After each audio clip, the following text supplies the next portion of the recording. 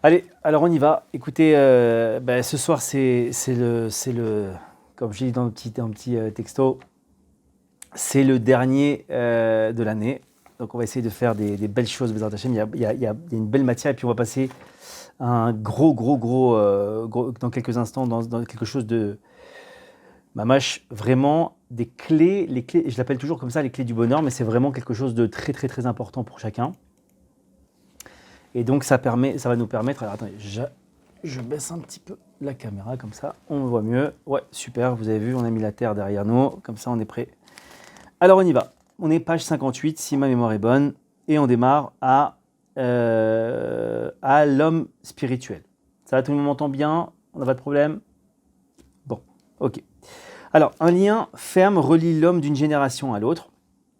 Ce sont les tzadikim, les justes, qui reçurent de leur maître la voix de la Torah, depuis notre maître Moshe, et puis la transmettent, aux générations à venir. Comme il est écrit dans la Mishnah, dans Pirkei Avot, Moshe a reçu la Torah du mont Sinaï et l'a transmis à Yehoshua, Yehoshua aux anciens, etc.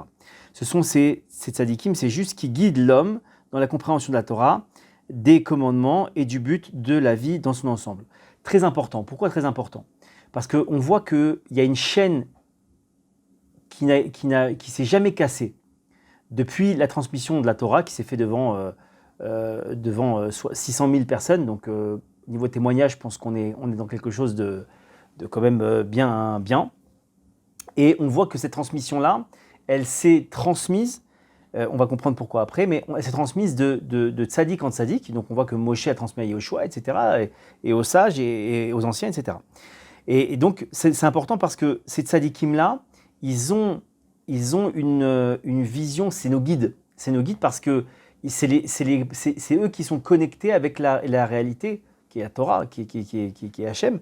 Et grâce à eux, on arrive à recadrer quand on n'est pas sur le bon chemin. Alors on continue. Chacun doit donc rechercher un dirigeant véritable inspiré qui le guide et lui montre la voie de l'accomplissement de la Torah. Vous voyez, c'est ce qu'on disait, c'est qu'en vérité, quand on a trouvé le dirigeant en Torah, alors c'est important de s'y accrocher. Pourquoi? Parce que lui, il est accroché lui-même à un maître, qui est accroché à un maître jusqu'à remonter à Moshe Rabbeinu. Il ne suffit pas de s'approcher du rabbin le plus grand qui soit, car il n'a pas reçu cet enseignement de ses maîtres. Car, pardonnez-moi, s'il n'a pas reçu cet enseignement de ses maîtres, il ignore comment montrer le but de la vie. Encore une autre condition très importante qu'il nous donne ici. Il nous dit attention, il ne faut pas se connecter à un sage simplement parce qu'il est reconnu comme un sage. Attention, il faut se connecter à un sage qui a reçu, qui sait comment nous montrer le but de la vie. Un commandement, alors le but de la vie, encore une fois, on parle de foi et on parle de connexion avec le Créateur, d'accord? Un commandement bien connu, une décision légale, donc tout ce qui est tranché, la loi juive, la halacha, une connaissance claire de ce qui est permis et interdit, etc., car la majorité trouve leur application difficile. Donc ils ont besoin d'un guide qui montre le service d'Hachem à chacun selon sa personnalité, comme nos sages de mémoire bénis ont enseigné dans la Torah, un homme animé d'un esprit, celui qui, par son esprit saint, peut reconnaître l'esprit de chacun et ses recoins les plus cachés. Très intéressant, on parle tout simplement, alors je vais un peu le désacraliser, mais on parle d'une certaine manière d'une pédagogie. Il faut savoir qu'un dirigeant digne de ce nom, un grand en Torah, il doit être capable de transmettre la Torah au niveau de celui qu'il a en face. Évidemment, on ne va pas prendre une personne qui vient de faire tchouva et lui expliquer comment on fait de la Kabbalah ou comment les chumrot, comment on peut traduire chumrot? Bon, des choses qu'on prend sur nous supplémentaires sur le suivi, je vais dire de la loi juive, qui peuvent être au-dessus de la loi au final, parce qu'il n'y en a pas vraiment besoin, mais ils l'ont pris pour, on va dire, embellir la mitzvah. Mais voilà, donc normalement, un vrai dirigeant, il doit savoir s'adapter à qui il a par rapport au niveau de la personne qu'il a en face de lui. Il doit savoir comment éveiller la conscience, comment renforcer l'esprit et amener à accomplir la Torah avec toute la perfection requise. Ce dirigeant doit être abstinent et d'une haute sainteté. Donc là, il est en train en fait de nous décrire quel dirigeant spirituel on doit rechercher pour qu'il nous guide au plus vite, au mieux dans le guide, dans le comment dirais-je, dans le but de notre vie, et qui soit un réacteur pour nous. On le met sur notre dos et on va très très vite. Et en fait, il est en train de nous décrire le portrait, de nous tracer le portrait du grand Torah auquel on doit s'accrocher. Donc son niveau doit être imminent. Il doit posséder une tradition héritée depuis notre maître Moshe qui lui permet de corriger toute personne avant lui. Donc effectivement, ça retire tous les pseudo-rabbins des bois, d'accord, qui n'ont pas de maître, qui s'inspirent grands gourous du siècle et qui finalement ne connaissent rien ni à la halakha, ni à la loi juive, mais aussi tout ce qui et ils n'ont pas de transmission de maître eux-mêmes. C'est très dangereux d'ailleurs au passage. Si vous voyez un maître comme ça, ou quelqu'un qui est, entre guillemets, qui se dit érudit en Torah, et qui est censé vous aiguiller dans la vie, mais qui lui-même n'a pas de maître, ou s'improvise lui-même né du Nil, hein, ça rappelle quelqu'un, alors fuyez vite, vous fuyez, vous coupez les ponts avec lui, c'est pas un bon dirigeant. Et c'est surtout pas une personne qui va vous amener à votre réparation. Celui qui ne cherche pas un tel dirigeant peut étudier la Torah toute sa vie. Écoutez bien, ça fait froid dans le dos. Donc il peut étudier la Torah toute sa vie et continuer à vivre dans l'erreur sans avoir trouvé le but de la création. Comme il est dit dans les proverbes, un chemin peut se présenter droit devant l'homme et finalement conduire à la mort. Dieu préserve. Vous savez, pourquoi le chemin droit? Parce que finalement, on a l'impression que c'est le chemin le plus direct, le plus rapide. Et pourtant, c'est celui qui amène le plus rapidement, en fait, vers le ravin. Nous disons dans la prière, dans la doucha des Sidra, « Béni soit notre Dieu qui nous a créés pour son honneur et nous a séparés de ceux qui se trompent. » D'accord? Et il y a là deux catégories.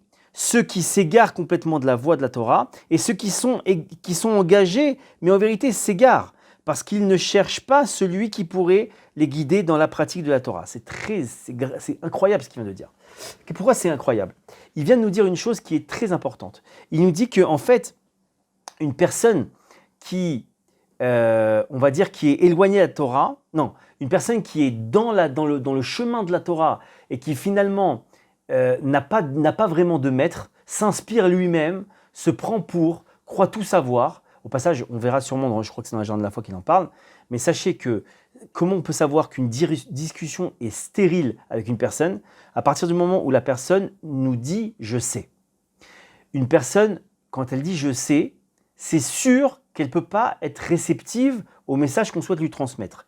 Dans la Gemara, par exemple, il me semble que c'est donc tout vote, si ma mémoire est bonne, mais peu importe. Dans la Gemara, je me souviens d'un épisode qui m'avait marqué et qui était extraordinaire. Un jour, on voit qu'il y a deux Amoraïm, donc d'un niveau incroyablement sain, d'une connaissance incroyable, et l'un dit à l'autre, apprends-moi quelque chose, apprends-moi un chidouche, apprends-moi quelque chose de nouveau, un enseignement nouveau. Alors, l'autre de répondre, bah, écoute, prends mon foulard, prends mon soudar, en araméen on dit comme ça, prends mon foulard, plie-le, et après je t'enseignerai. Alors, il a pris, il a plié, et effectivement, juste après, on voit qu'il lui enseigne quelque chose. Alors, la question se pose, mais qu'est-ce que ça change le fait qu'il lui ait plié son foulard ou pas finalement? On voit de là une chose très importante. On voit que par le fait de s'être, entre guillemets, rabaissé à l'autre, devant l'autre, alors il a été capable tout simplement de recevoir. C'est exactement comme si je prends une bouteille avec un verre, je les mets au même niveau, c'est impossible de verser de l'eau. Mais par contre, quand j'abaisse le verre, alors oui, le verre peut recevoir l'eau qui est contenue dans la bouteille. Et c'est exactement cela. Donc, encore une fois, on revient à ce pseudo Talmid Chacham. Enfin, il peut être Talmid Chacham, mais en vérité, il est à côté de la plaque tout simplement parce qu'il n'est pas connecté à un maître digne de ce nom. Voilà, on continue. De même, il est écrit de l'écouter Moharan, donc le 123, donc c'est le livre de Rabbi Nachman HaKadosh. L'essentiel et le fondement de tout consiste à se lier au tzaddik de la génération, au juste de la génération, et accepter tout ce qu'il dit, les grandes choses comme les petites choses, sans dévier à droite et à gauche, que Dieu nous en préserve, comme nous l'enseignent nos sages de mémoire bénis, dans Sifri, Shoftim donc, même si il te dit à propos de la droite que c'est la gauche, etc. Donc ça, on connaît cette expression dans la Torah. c'est très important, et je vais juste développer dans quelques instants, il faut se débarrasser de toutes les astuces, annuler sa propre opinion devant le tzaddik et le maître de sa génération, tant qu'on est ambigu de soi-même, on n'est pas vraiment lié au tzaddik, et on n'atteint pas la perfection. Mes chers amis, très très important ce qui vient d'être dit là. Là, on est en train de voir, on va clôturer ce chapitre dans quelques instants, mais c'est très important parce que sachez que sans un phare, qui sont les tzadikim, les grands de la génération, on ne peut pas avancer. On est des bateaux dans la mer en pleine nuit. Sans un phare, on ne peut pas atteindre le port, on ne peut pas avancer. D'accord ? Bon. Donc maintenant, là, Rabbi Nachman nous dit une chose extrêmement importante. Il nous dit, attention, c'est super. Imaginons qu'on a maintenant atteint l'étape où on a effectivement trouvé le bon tzaddik, le bon maître. D'accord ? Mais maintenant, je reste avec une certaine retenue quant à ses enseignements. Oui, ça, ok, mais ça, bon, il exagère un peu, c'est pour les... Mais... Et là, c'est un problème. Pourquoi c'est un problème ? Parce que c'est un package. On ne peut pas retirer d'un ensemble, on ne peut pas retirer, entre guillemets, d'une recette de cuisine, d'un gâteau par exemple, un ingrédient. Sinon, c'est pas un gâteau. On va avoir une espèce de crêpe, on va avoir un truc bizarre au chocolat, mais en tout cas, ce ne sera pas un gâteau. Pourquoi ? Parce que le gâteau, il est avec tous les éléments. La farine, le sucre, la levure, le machin, bon, peu importe, je ne suis pas pâtissier, mais vous avez compris. Maintenant, celui qui trouve un dirigeant, qui s'accroche à lui, qui a un maître, et qui est capable de dire, à un moment donné, je prends certaines choses, 99% des choses, mais celui-là, non, celui-là, c'est trop, alors c'est un problème. Et il faut absolument être capable de s'annuler. Et c'est pour ça que la Torah nous demande de faire une chose incroyable. Si ton maître, il te dit que ta droite est ta gauche est ta droite, tu dois le croire. Mais c'est absurde. C'est absurde. Enfin, je veux dire, je fais exprès de dire que c'est absurde. C'est la Torah, c'est génial. Et ce que je veux vous dire par là, c'est que l'annulation devant un maître, elle doit être telle que même s'il lui dit un truc complètement tordu, fou, d'annuler notre nature. Notre nature, c'est de dire que ça, c'est la droite, ça, c'est la gauche. Bon, vous l'avez inversé, mais c'est bien ma droite et c'est bien ma gauche. Mais maintenant, si je vous dis attention, hein, je suis votre maître et je vous dis l'inverse, ben vous allez me dire, mais non, parce que la conséquence, finalement, on voit, c'est très profond ce qui est dit là. Pourquoi ? Parce que la conséquence de la droite et de la gauche, finalement, elle a une influence énorme dans la vie. Prenez un conducteur et vous lui dites, attention, première à droite, faut tourner, sinon à gauche, il y a le ravin. Imaginez qu'il se trompe et il fait droite-gauche au lieu de gauche-droite. C'est le ravin. Et nos sages, ils nous disent, la Torah nous dit, non, ça, tu dois croire à nos sages, les yeux fermés. Ta droite, elle devient ta gauche devient ta droite, laisse tomber. On ne sait pas pourquoi, on ne comprend pas pourquoi. Eux, ils savent, eux, ils voient loin. Et quand ils disent quelque chose, on doit les croire et on doit avancer les yeux fermés. C'est ça la Torah, c'est ça les vrais maîtres. Parce qu'encore une fois, il faut comprendre que ces générations-là, elles sont connectées à Moshe, à Moïse. Donc elles ont une vérité qui émane d'Hachem, puisque Moshe, il est connecté avec Dieu. D'accord ? C'est comme une chaîne. D'accord ? Je continue. Il est encore apporté dans le Likutei Moran Tanina. En vérité, il est nécessaire de chercher un dirigeant authentique, de prier Hachem pour le trouver et avoir le mérite de l'approcher afin d'atteindre la vraie foi, la vraie émouna dans la perfection. Car si on s'approche d'un faux dirigeant, chas v'shalom, on risque de tomber dans de fausses croyances. Et ça, c'est très important. Vous voyez, encore une fois, il inclut dedans la prière. La prière, c'est notre filin de sécurité, notre harnais de sécurité. Vous faites n'importe quelle avancée, dans n'importe quel domaine, et là pour le coup c'est la recherche d'un vrai dirigeant. Priez Hachem, demandez à Hachem, Hachem soit mon filin, Hachem soit mon harnais de sécurité. Je ne sais pas où je vais, je cherche un vrai dirigeant. Voilà, lui il m'inspire. Voilà, par rapport au cours qu'on vient de voir là, je sais à peu près la définition. Il semble remplir les grandes lignes comme ça. Est-ce que c'est un bon dirigeant ? Est-ce que c'est un vrai dirigeant ? Est-ce que je risque pas de tomber dans des fausses croyances, etc. Et ça, il faut le faire à travers la tfila. C'est très, très important, mes chers amis. Ok, alors on va finir maintenant le chapitre 1. Il est très important de souligner ici que seule la prière... Tiens, Bémet, je vous assure que je n'ai pas lu la suite. Alors, il est très important, on coupe les téléphones s'il vous plaît, il est très important de souligner ici que seule la tfila, la prière, peut permettre de trouver le dirigeant authentique. On l'a dit il y a quelques instants. Car l'intellect, la compréhension humaine sont limités et incapables de distinguer entre un vrai et un faux dirigeant. Si on tente de définir selon sa propre compréhension, mes chers amis. C'est-à-dire avec nos yeux, avec être ébahi par quelque chose d'incroyable. Vous savez que une fois, je vous raconte quelque chose d'incroyable. Une fois, il y a le Rav Kadouri, Zatzal, un très très très grand kabbaliste d'ici, qui est niftar maintenant. Et un jour, il assiste à quelqu'un l'amène, parce qu'il amène une espèce de conférence comme ça, donnée par quelqu'un qui a visiblement une maîtrise de la Kabbale incroyable. Et il va en avoir le cœur net. Alors il amène le Rav Kadouri et lui dit « Rav, je vous en prie, regardez ce qu'il fait, c'est incroyable !» Alors c'est vrai, c'était impressionnant. Qu'est-ce qu'il disait? Avec un simple mot de Kabbalah, il arrivait à déformer une canette de coca comme ça. Elle arrivait à se déformer. Oh, spectaculaire, tout le monde est incroyable. C'est incroyable ce type-là, il arrive à faire un truc spectaculaire. C'est digne des plus grands films de science-fiction. Alors le Rav Kadouri de répondre à son élève, il lui dit « Bon, ok, dis-lui maintenant de la remettre en place. » Et là, alors il a compris l'élève que c'était pour le... Et l'autre évidemment, il n'a pas pu le faire. Pourquoi il n'a pas pu le faire? Parce qu'il utilisait des forces pas bonnes, on va dire ça comme ça, pour déformer les choses, mais les forces pas bonnes, elles ne peuvent pas recréer, elles ne peuvent pas remettre en place. Elles peuvent détruire, mais elles ne peuvent pas reconstruire. D'accord? Donc, de là, on voit que c'était impressionnant. On aurait pu... Qui n'aurait pas été épaté par ce type-là si à la fin de sa démonstration, il avait dit « Mes chers amis, maintenant, celui qui veut être accroché à moi, celui qui veut me donner son argent, ses bijoux, ses appartements, trucs, bon, ça s'appelle un gourou, hein. Mais en tout cas, on voit de là qu'il aurait pu utiliser ça et plein de gens seraient tombés dans le panneau. Combien il y a eu, entre guillemets, de faux messies, on parle de...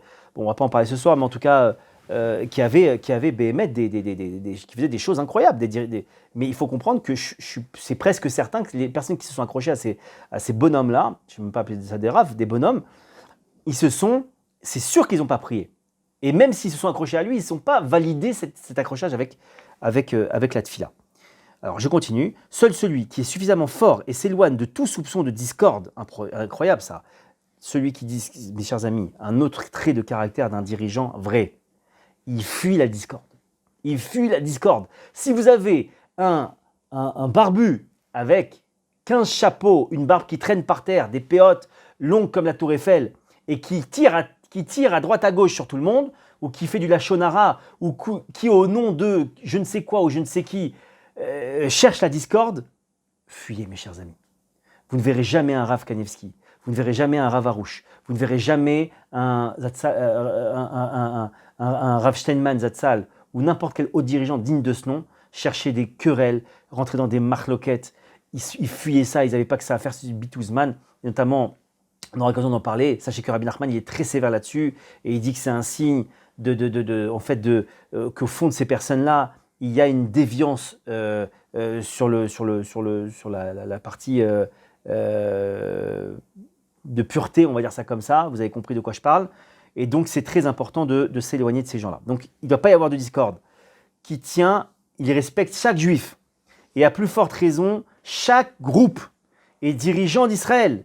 Donc vous imaginez, la marloquette, elle n'est pas, la bataille, elle n'est pas juste parce que sur quelqu'un truc. Il faut, alors on ne parle pas encore une fois de se combattre des gens qui font de la avodah zara. On n'est pas ça, la Torah, elle est claire là-dessus. Maintenant, je vous dis de respecter chaque juif, de respecter chaque groupe. Il n'y a pas des groupes plus grands, plus bien, plus nuls, ou qui n'ont pas la vérité ou qui ont la vérité. Quand il y a des groupes qui sont des chassidoutes par exemple, qui sont connectés à des admours et eux-mêmes sont connectés depuis longtemps, et ils ont déjà des vrais dirigeants. Oui, bien sûr qu'ils sont respectables, que ce soit les Lubavitch, que ce soit les Breslev, que ce soit les Haredim, que ce soit qui vous voulez. C'est des gens qui sont connectés à la vérité, d'accord? Et il faut les respecter et ne pas chercher à les casser. Et donc il n'a pas de problème avec les dirigeants d'Israël, on parle des dirigeants évidemment spirituels, on ne parle pas d'autre chose. Peut trouver ce dirigeant authentique par le biais de ses prières. D'accord? Donc c'est la définition. Et il n'est donc d'autre conseil pour connaître Hachem, pardonnez-moi, que de multiplier les prières et les supplications afin de mériter de s'approcher le dirigeant authentique, comme nous l'avons développé plus haut. Voilà. Et on continue. Et maintenant, on entame, Bezrat Hachem, le chapitre 2. Accrochez-vous, mettez un casque et des ceintures, parce que là, on rentre vraiment dans le vif du sujet. C'est génial pour le dernier live de l'année. Là, on rentre dans quelque chose de très très important. Vraiment, accrochez-vous et écoutez bien, parce que là, on va voir quelque chose de béhémet fondamental. Mais quand je vous dis fondamental, vous avez ça en poche. Il n'y a pas un comment dirais-je, Il n'y a pas il y a pas une épreuve à laquelle vous ne pouvez pas faire face. Voilà, comme ça, c'est clair. D'accord? Bon. Alors, on y va. Chapitre 2, les niveaux de la foi. La foi, elle se subdivise en 3 niveaux. Et vous allez voir qu'on va les développer et c'est vraiment du feu. Le premier niveau, c'est le niveau simple, c'est la foi qui consiste à croire que tout ce qui arrive, à soi ou aux autres, provient d'Hachem, béni soit-il, et de la providence divine, donc ça vient encore d'Hachem, même lorsqu'il s'agit du moindre accident, pardonnez-moi. Bon, on va le développer après, mais je crois que vous avez compris déjà. Le deuxième niveau, c'est un niveau intermédiaire. Il consiste à croire que tout ce qui provient du Créateur est toujours et exclusivement dirigé vers le bien. Nous avons donc la certitude que tout ce qui nous arrive est pour le bien. D'accord? J'arrive tout de suite, je vois qu'il y a une main levée. Alors attendez. Tac. Regardez, est-ce que vous pouvez garder votre question juste pour la fin, comme ça, je finis ça, et après, gardez votre question, ou envoyez-les-moi pas. Vous avez compris, hein? Il faut l'envoyer tout simplement par chat, et comme ça j'y réponds à la fin du cours, juste quand j'ai fini cette partie, parce qu'elle est fondamentale qu'on garde le fil, Bezrat Hashem. Mais ne vous inquiétez pas, je vous ai vu, envoyez-moi, c'est en privé en plus le message. Alors, le deuxième niveau, on a dit comme ça que ça consistait donc à croire que tout ce qui vient d'Hachem, c'est pour le bien. Le troisième niveau, mes chers amis, consiste à croire que toute action divine a une finalité, d'accord?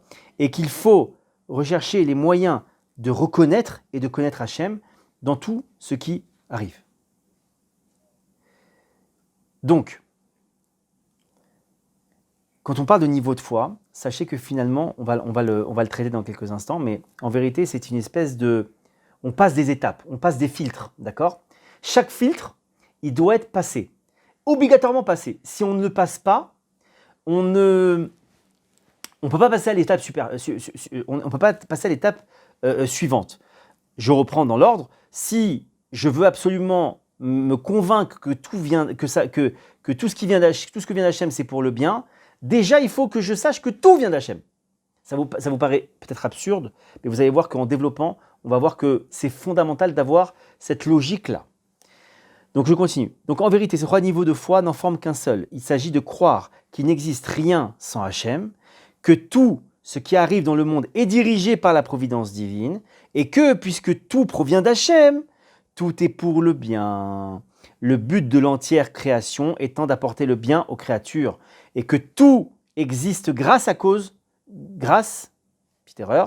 tout existe grâce à une cause, c'est moi qui sais plus lire. Merci Hachem. Que tout existe grâce à une cause et un but consistant à enseigner aux créatures et à le connaître, car il est inconcevable que le Créateur puisse agir sans une finalité. Bon, ça on l'a vu au début, c'est sûr qu'il y a un but, c'est sûr que Hachem il a un but quand il nous envoie une épreuve, qu'elle est d'abord pour le bien, mais effectivement derrière le bien qu'il y a, ça doit nous amener à un message qu'on doit décoder. D'accord? Je continue. Alors, explication des niveaux de foi, on y va, et que le feu démarre. Telle est la volonté d'Hachem. Alors, le premier niveau consiste à croire qu'Hachem est l'unique gouvernant du monde, et que tout ce qui arrive provient de sa providence parfaite et précise. Quand on parle de providence, encore une fois, c'est qu'on parle en fait d'une certaine manière de gestion du monde. D'accord? De gestion du monde. Je vous assure, je vous ai vu, mais juste, je vous en prie, envoyez-moi par message écrit, c'est beaucoup plus simple. La providence, ça veut dire que Hachem, il dirige le monde, et tout est millimétré. La Gemara, vous l'avez peut-être déjà entendu ça, mais la Gemara, elle est tout simplement, elle nous explique que même la feuille d'un arbre, elle ne peut tomber si Hachem ne l'a pas décidé ou s'il a décidé. Il faut comprendre. Vous m'entendez là ou pas? Tout le monde m'entend là? Visiblement, il y a un problème de son. Est-ce qu'on peut me répondre? Est-ce que tout le monde entend ce que je dis ou pas? Oui, Rav, on vous entend. D'accord, c'est bien. Ok. Alors, Ok, donc je continue. Donc, une phrase que l'on dit tous les jours, écoutez bien, c'est la suite. Donc, je reprends. Et que tout ce qui arrive provient de sa providence parfaite et précise. Comme dans l'expression Ribon kol amaasim, donc traduction, le maître de toute action. C'est ce qu'on dit tous les matins, qui signifie qu'il gouverne tous les actes. Mes chers amis, rien que ça déjà, ça doit nous faire trembler.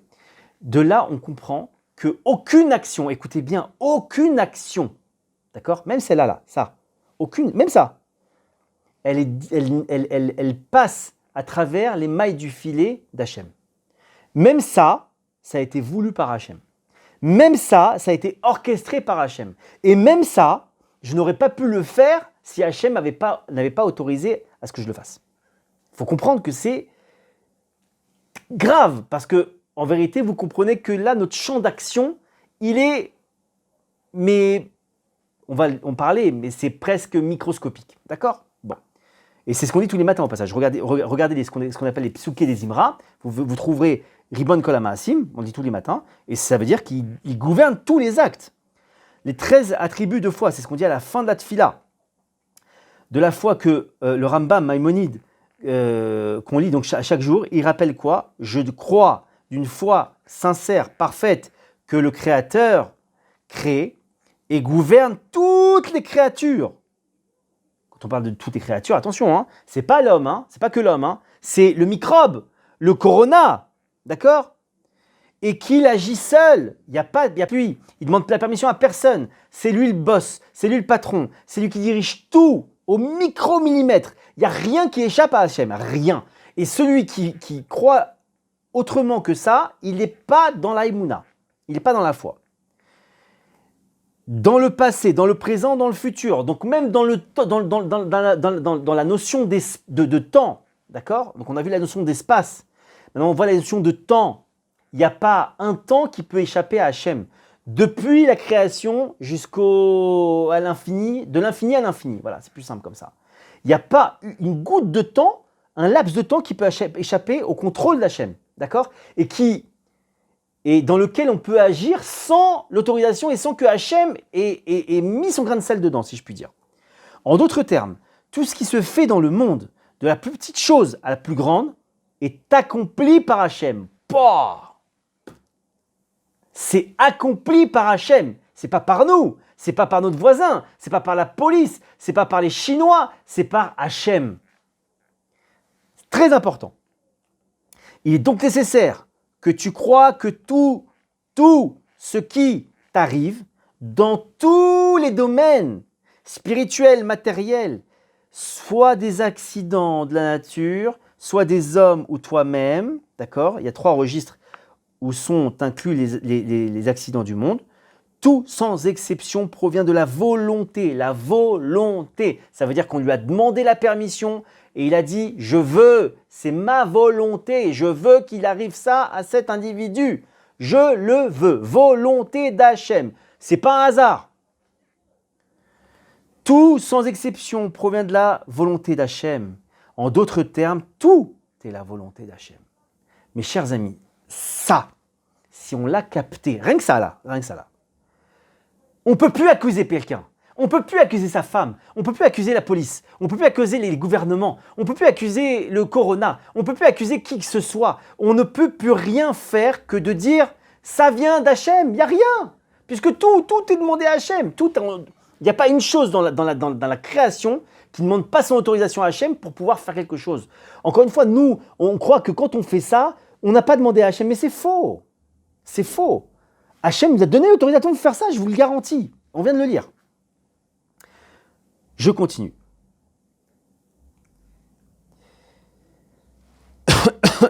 Excusez-moi. Chaque fois que l'homme est contrarié, sa foi doit devancer sa raison. Et il doit se dire, telle est la volonté d'Hachem.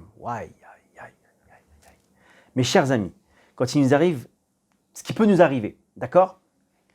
On doit prendre sa télécommande, j'en ai pas sous la main, mais on prend sa télécommande de la vie. On met un stop et on arrête et on regarde la scène comme ça, hop, on voit notre photo dans la truc, on est comme ça, on s'apprête à crier, à hurler, à pleurer, à se plaindre, ce que vous voulez. Et la seule chose qu'on doit se dire, ah, je me souviens, Tout est la volonté d'Hachem.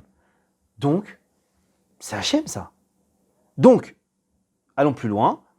Si c'est la volonté d'Hachem, si c'est le prolongement d'Hachem, alors quand je vais m'énerver après X ou Y raison, je vais m'énerver contre Hachem. Il s'agit d'une règle générale. La foi doit toujours précéder la raison. Ainsi qu'il est écrit, le début de la sagesse, c'est la crainte d'Hachem. Mes chers amis, je l'ai déjà dit dans un cours et je le redis maintenant, nous devons avoir deux paires de lunettes. Une qu'on doit absolument, continuellement laisser sur notre visage, celle de la foi. Pourquoi ? Parce que la raison nous amènera toujours à faire disparaître Hachem.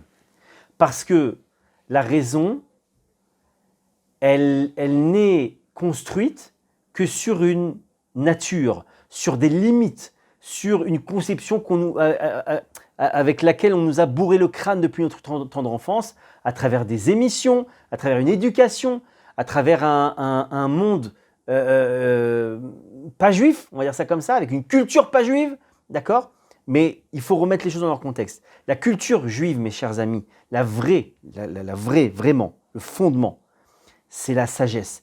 La sagesse, c'est de toujours avoir ce recul, de se dire arrêt sur image. J'ai pas les bonnes lunettes, je change de lunettes. Quand vous sentez que ça monte, quand vous sentez que vous avez envie d'hurler, de crier, de casser tout, alors vous dites tout de suite, j'ai pas les bonnes lunettes. Vous retirez les lunettes, vous mettez les bonnes lunettes et vous dites, voilà, maintenant on va analyser la chose et on va avancer. D'accord ? Avant de réfléchir, de parvenir à une certaine conclusion, d'attribuer sa peine, je vais en parler, et d'attribuer sa peine à des causes naturelles, d'accuser un tel, sa femme ou son beau-père, et j'ai envie de dire sa belle-mère et son chien et autres, ou se culpabiliser soi-même, etc. On doit mettre en avant sa foi, sa émouna, mes chers amis, que telle est la volonté d'Hachem. Il n'y a rien d'autre, je peux accuser personne. Hachem, ah non, je dois régler un problème avec Hachem. J'ai un truc à dire à Hachem ? Oui, non ? Non, ok. Tout provient de la providence divine et tout ce qui est cause de douleur est un bâton aux mains du Créateur. D'accord ? Donc encore une fois, ça vient d'Hachem. Si on croit d'une foi sincère que rien n'existe hormis Hachem, et si on accuse personne de notre douleur, ni celui-là, ni un autre, et si on reconnaît qu'Hachem est la cause unique de notre peine, et qu'il nous fait souffrir pour notre bien, on a alors le droit d'en venir à la raison, cela dans le but exclusif de comprendre ce que Hachem, béni soit-il, veut de nous pour s'approcher de lui, afin de corriger nos actions selon la Torah et le bon sens. C'est ainsi qu'on méritera de connaître davantage Hachem. Mes chers amis, vous avez vu, c'est pour ça que j'ai fait exprès que les lunettes de la raison, je n'ai pas dit qu'on les cassait. Mais j'ai dit qu'on doit avoir les lunettes de la foi en priorité. Ensuite, quand cette émouna, ces lunettes, elles sont bien accrochées, on a fait la bonne lecture de la chose, alors enfin on peut mettre les lunettes de la raison et dire « Ok, maintenant que j'ai ces lunettes-là, alors les lunettes de la raison vont me permettre tout simplement de décoder le message d'Hachem qu'il y a derrière. » Et ça, c'est la troisième étape, évidemment, on va en parler plus tard. Prenons l'exemple d'un homme qui ne vit pas dans la foi, d'accord ? S'il souffre de ses pieds, il s'en prendra à ses mauvaises chaussures. C'est-à-dire qu'il se tourne vers la cause naturelle. Imaginez le ridicule du type qui prend ses chaussures et commence à lui crier dessus, à lui faire une grande crise en les menaçant de les couper à coups de ciseaux parce qu'ils lui font mal. Bon, je vous laisse comprendre. S'il perd de l'argent, il se culpabilisera, pardonnez-moi, de sa stupidité. Mais quel idiot, j'aurais jamais dû miser sur cette action, j'aurais jamais dû faire confiance, j'aurais jamais dû... Bon. S'il ne réussit pas dans son travail, évidemment, il accusera le directeur, son collègue qui parle mal de lui à son directeur. Enfin, on trouvera des raisons, évidemment. C'est donc cette personne-là qui utilise sa raison. Qu'est-ce qui se passe ? C'est le révélateur qui utilise sa raison. Alors, on vous voit plus, on n'entend plus. Opa. Est-ce que ça va mieux là ou pas ? Là, vous me faites peur. Quelqu'un me voit-il, m'entend-il ?